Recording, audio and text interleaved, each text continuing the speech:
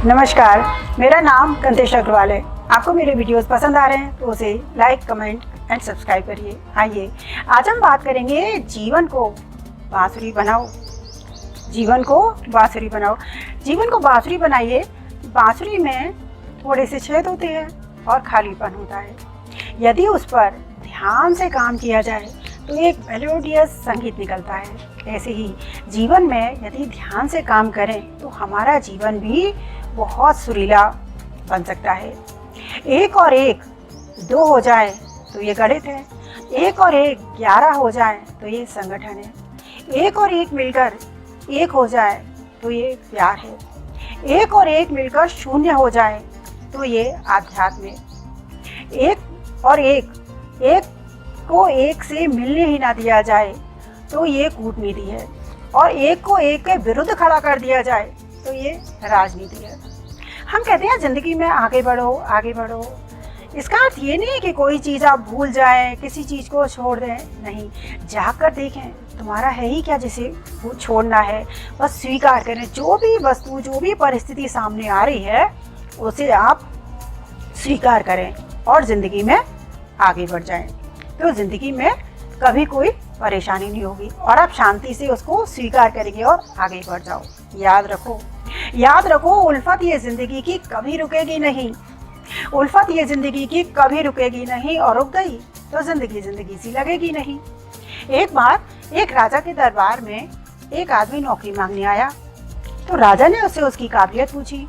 राजा ने कहा कि तुम्हारे अंदर ऐसी क्या काबिलियत है कि मैं तुम्हें नौकरी दे दूं। वो व्यक्ति बोला कि आप मुझे कोई भी जानवर, कोई भी इंसान दिखाओ, मैं देखते ही उसके अंदर की सारी बातें बता दूंगा कि उसके अंदर क्या है। राजा बड़ा खुश हुआ, उसने उसे नौकरी दे दी। राजा ने सबसे पहले उसे अपने तबेले में रखा जहाँ पर उसके मन पसंदीदा घोड़े रहते थे। वो उनकी सेवा करने लगा, देखरेख करने लगा। थोड़े दिन बाद राजा ने उसे बुलाया और अपना पसंदीदा घोड़ा दिखाया। राजा बोला, इस घोड़े के बारे में कुछ बताओ। बोला, घोड़ा तो अच्छा है पर यह घोड़ा नस्ली नहीं है। अब वो राजा का मनपसंद घोड़ा था। वो देखकर गुस्से में आ गया राजा और सीधे जंगल से उस व्यक्ति को बुलाया जिससे उस घोड़े को खरीदा था। बोला, ये हमारा नौकर कह रहा है कि ये नस्ली नहीं है, क्या बात है इसमें? तो बोला, हाँ साहब, जब ये पैदा हुआ था इसकी माँ मर गई थी तो हमने इसको गाय का दूध पिला पिला के पाला है, ये नस्ली नहीं है। वो आपका नौकर सच कह रहा है। राजा दौड़ा अपने नौकर के पास आया और बोला कि मैं तुमसे बड़ा खुश हुआ, और तुम ये बताओ कि तुमने कैसे पहचाना कि यह मेरा घोड़ा नस्ली नहीं है? बोला कि इसकी एक पहचान है, जब घोड़ा घास खाता है तो घास को वो मुंह में दबाता है और मुंह उठाकर खाता है, लेकिन तुम्हारा घोड़ा नीचे मुंह कर लेता है, वो भाई मुंह नीचे मुंह करके घास खाता रहता है। तो मैं समझ गया ये नस्ली नहीं है। राजा उसका उत्तर सुन के बड़ा प्रसन्न हुआ। राजा ने उसको बहुत सारी मुर्गी, बहुत सारी दाल, बहुत सारा चावल, बहुत सारी सब्जी इनाम में दिया। थोड़े दिन के बाद राजा ने उसी नौकर को अपनी रानी के पास रखवा दिया।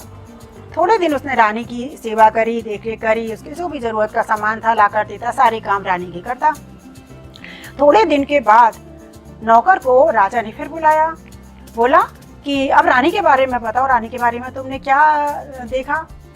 बोला, रानी का आचरण तो अच्छा है लेकिन उनमें रानी जैसे गुण कोई नहीं है, वो रानी अंदर से नहीं है। ये बात सुनकर राजा को बड़ा गुस्सा आया। वो दौड़ा अपनी सास के पास गया और सास से पूछा कि मेरा नौकर कह रहा है कि इसमें रानी के कोई गुण नहीं है, क्या गड़बड़ है?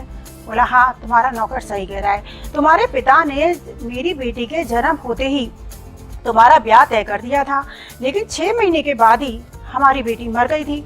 तो हमने अपने किसी जान पहचान वाले नौकर, करीबी के नौकर से उसकी बेटी को ले लिया और उसको रख लिया। ये बेटी हमारी, मतलब इसमें रानी वाले गुण नहीं है। राजा दौड़ा आया और उसने अपने नौकर को बुलाया और कहा कि तुमने कैसे पहचाना कि ये रानी में रानी के गुण नहीं है? कि बोली कि इसका व्यवहार रानी जैसा नहीं है, ये आचरण व्यवहार में सब में सही है, लेकिन इसका व्यवहार जो है वो रानी जैसा नहीं है। ये जब नौकरों से बात करती है तो इसमें रानी वाला कोई गुण आचरण नहीं है, क्योंकि रानी अपने नौकरों से रानी की तरह अच्छे से व्यवहार करती है, वो गुण इसमें नहीं है। राजा फिर बड़ा खुश हुआ और राजा ने उसको फिर बकरी दी। और बहुत सारे चावल, आटा, दाल सब दिया। फिर राजा ने उसे अपने पास रख लिया। राजा ने कहा तुम मेरी देखभाल करो। उसने करी, बड़े दिन करी। राजा बड़ा खुश हुआ। एक दिन राजा ने फिर उसे बुलाया और कहा अब तुम मेरे बारे में बताओ कि मेरे बारे में तुम्हारी क्या राय है। राजा बोला, नौकर बोला मैं बता तो दूंगा लेकिन मेरी जान की सलामती चाहिए। राजा बोला ठीक है, मैं तुम्हें नहीं मारूंगा, तो मुझे मेरे बारे में सच सच बताओ। तब बोला कि आप राजा के पुत्र नहीं हैं, आपके अंदर राजा का कोई गुण नहीं, आप चरवाहे जैसे लगते हैं। राजा दौड़ा दौड़ा अपनी माँ के पास गया और बोला कि मैं किसका बेटा हूँ, मेरा नौकर कह रहा है मेरे अंदर राजा के कोई गुण नहीं है।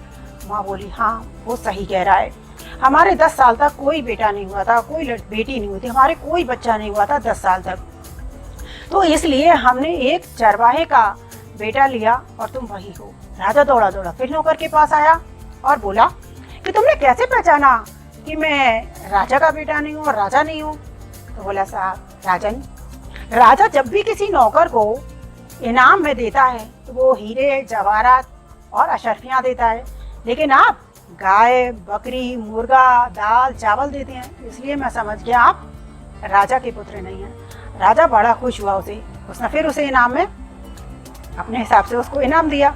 हमारे पास क्या है, कितनी धन है, कितना रूप है, इससे फर्क नहीं पड़ता है, लेकिन हमारी नीयत कैसी है, हमारा व्यवहार कैसा है, उससे फर्क पड़ता है। तुम अपना समय खुद अच्छा या बुरा बना सकते हो। यदि धैर्य की कमी है तो तुम अपना समय कितना भी बुरा बना सकते हो, और धैर्य रखकर तुम अपना समय कितना भी अच्छा बना सकते हो। जैसे माना खाना तुम्हें ठंडा मिला, खाने में थोड़ा नमक कम है, अब उसको तुम शांति से खा लोगे तो तुम्हारा समय अच्छा हो जाएगा।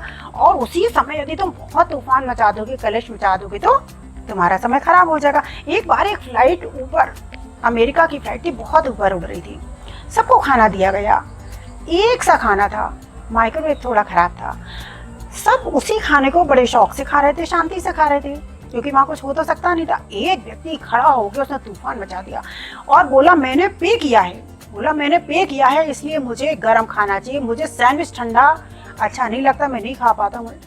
एयर होस्टेस आई, उसने बड़े प्यार से कहा सर हम इतने ऊपर हैं, माइक्रोवेव खराब हो गया, हम इतनी ऊपर हवा में हैं, यहाँ कोई मैकेनिक माइक्रोवेव सही नहीं कर सकता है, हम कुछ नहीं कर। लेकिन वो तूफान मचाता रहा कि मैं ठंडा खाना नहीं खाऊंगा, मैंने पे किया है, मुझे गर्म खाना चाहिए। वो चीख रहा था, चिल्ला रहा था, बाकी और सबका एंटरटेनमेंट हो रहा था। हम अपने समय को खुद अच्छा या बुरा बना सकते हैं। एक शुक्राना, दूसरा मुस्कुराना, तीसरा किसी का दिल ना दुखाना, ये सब इंसान के सुखी रहने के नियम है।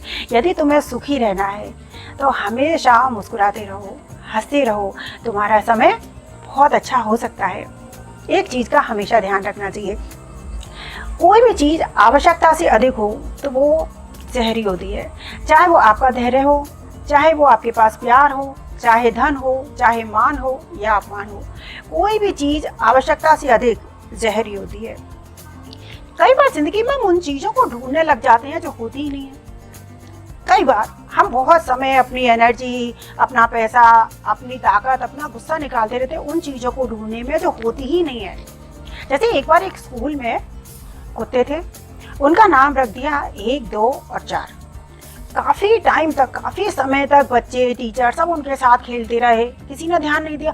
अचानक महीनों बाद अचानक याद आया 3 नंबर का कुत्ता खो गया है।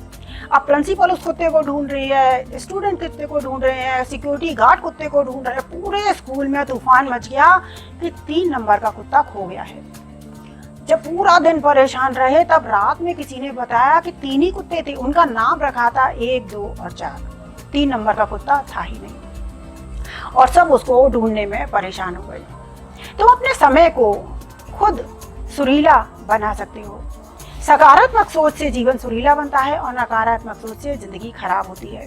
तुम अपनी सकारात्मक सोच से इंसान अपना वर्तमान और भविष्य दोनों अच्छा कर सकता है।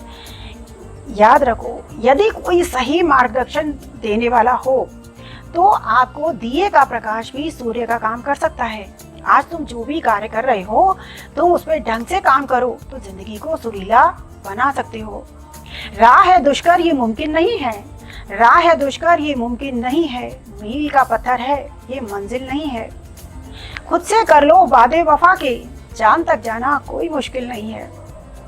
जिंदगी को सुरीला बनाने के लिए सबसे ज़्यादा ज़रूरत होती है धैर्य की। जैसे पानी को बर्फ बनने में थोड़ा समय लगता है, पानी को बर्फ बनने में थोड़ा समय लगता है, ऐसे ही रात हो जाने के बाद सूर्य को सुबह निकलने में थोड़ा समय लगता है। ऐसे ही किस्मत के जंग लगे दरवाजे को खुलने में भी थोड़ा समय लगता है। इंतज़ार करिए, आपका समय भी आएगा और बहुत अच्छा आएगा। धैर्य रखिए, इंतज़ार करिए और ज़िंदगी को सुरीला बनाइए। बांसुरी की तरह, बांसुरी में छेद होते हैं और थोड़ा सा खालीपन होता है, लेकिन ढंग से काम किया जाए तो वो मेलोडियस संगीत देती है। ऐसे ही जीवन में यदि कोई कमी है, कोई छेद है, कोई खड़वाहट है, तो उसमें ढंग से काम करिए, धैर्य रखिए, शांति रखिए। आपका भी समय बहुत अच्छा बहुत अच्छा बहुत अच्छा आएगा। ज़िंदगी आपको बेहतर नहीं बेहतरीन देगी, बस इंतज़ार करिए। धन्यवाद। आज के लिए इतना ही, फिर हम किसी और दिन किसी और विषय पर चर्चा करेंगे। नमस्कार।